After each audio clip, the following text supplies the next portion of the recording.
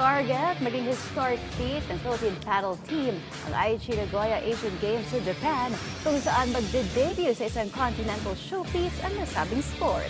Para sa detalye, narito report ni Paulo Salamatin.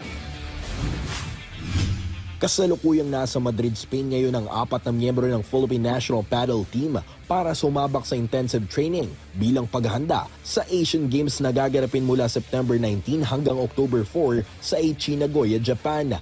Kabilang sa training camp ang team captain na si Lance Cañizares, kasama sina Jason Anthony Tamayo, Tawi Tan at Marian Capadocia. Ang paghahanda ng pambansang koponan ay matapos makuha ng Pilipinas ang magkasunod na professional division titles sa Asia Pacific Paddle Cup noong Hunyo sa Taguig City.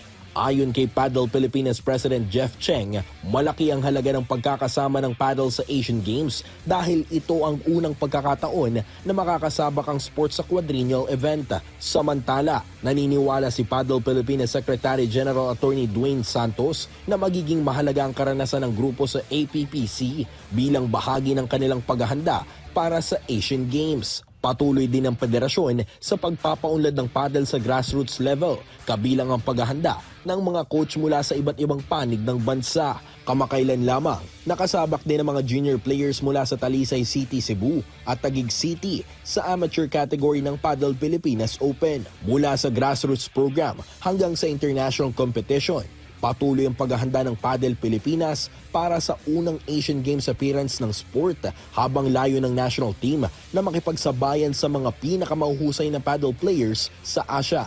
Paulo Salamatin para sa Atletang Pilipino, para sa Bayan.